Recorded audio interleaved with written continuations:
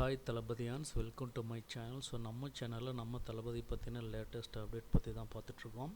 So இன்றைக்கி தமிழகம் மட்டும் இல்லாமல் இந்திய அளவில் மிக ட்ரெண்டிங்காக போயிட்டுருக்கிற விஷயம் என்ன பற்றி பார்த்தீங்கன்னா, ஸோ நம்ம தளபதி விஜய் புதுச்சேரியில் டிவிகே சார்பில் மிகப்பெரிய ஒரு பிரச்சார கூட்டத்தை ஏற்படுத்தி மிக சிறப்பாக முடிச்சிருக்காரு. ஸோ இந்த பிரச்சாரத்தில் நம்ம தளபதி பார்த்திங்கன்னா அவர் பேசின விஷயம் மட்டும்தான் இப்போ ட்ரெண்டிங்காக போயிட்டுருக்கு.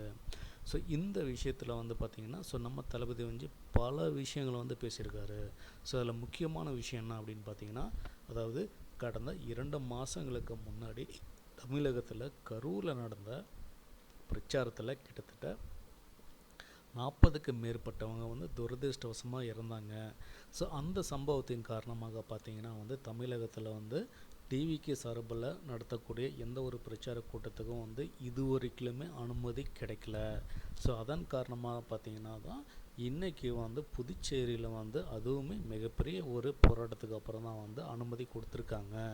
ஸோ அதன் காரணமாக பார்த்திங்கன்னா புதுச்சேரியில் இன்றைக்கி மிக பிரம்மாண்டமாக நம்ம டிவிகே சார்பில் பிரச்சார கூட்டம் நடந்து முடிஞ்சிருக்கு. ஸோ இதில் முக்கியமான விஷயம் என்ன அப்படின்னு பார்த்தீங்கன்னா, ஸோ தமிழகத்தில் நம்ம தளபதிக்கு கிடைச்ச அதே வரவேற்பு தான் புதுச்சேரியில் மிக பிரம்மாண்டமாக கிடைச்சிருக்கு. இதை யாருமே எதிர்பார்க்காத ஒரு விஷயம். ஸோ இது தளபதியுமே ரொம்ப மகிழ்ச்சியாக சொல்லியிருக்காரு.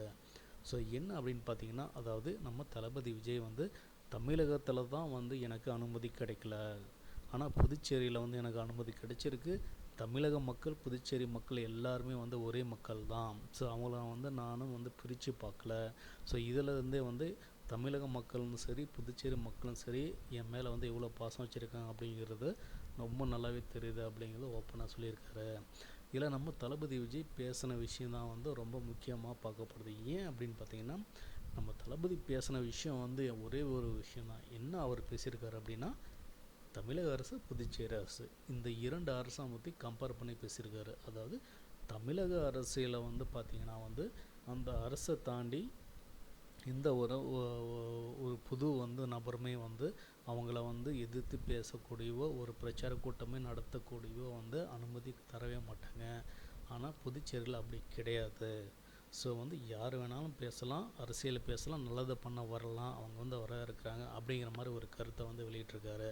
அதே சமயம் இது கடந்த ஒரு 5 வருஷமாக தமிழக அரசு என்னென்ன செஞ்சுருக்கு, புதுச்சேரி அரசு என்னென்ன செஞ்சுருக்கு, இந்த மாதிரி விஷயங்கள் கம்பேர் பண்ணி பேசியிருக்காரு. ஸோ இது மக்கள் மத்தியில் ரொம்ப வரவேற்பு பெற்றிருக்கு அப்படின்னே சொல்லலாம். ஸோ இதையும் தாண்டி பார்த்திங்கன்னா மக்கள் கூட்டம் தமிழகத்தில் எந்த அளவுக்கு வருமோ அதே அளவுக்கு தான் புதுச்சேரியில் வந்திருக்கு. ஸோ இனி 2026 தேர்தலில் நம்ம தளபதி விஜய் 2026 தேர்தல் நோக்கி என்னென்ன அரசியல் ஸ்ட்ராட்டஜியை பண்ண போகிறாரு, அடுத்தடுத்து என்னென்ன ஸ்டெப்ஸை எடுக்க போகிறாரு அப்படிங்கிறத வெயிட் பண்ணி பார்க்கலாம். தேங்க்ஸ் ஃபார் வாட்சிங்.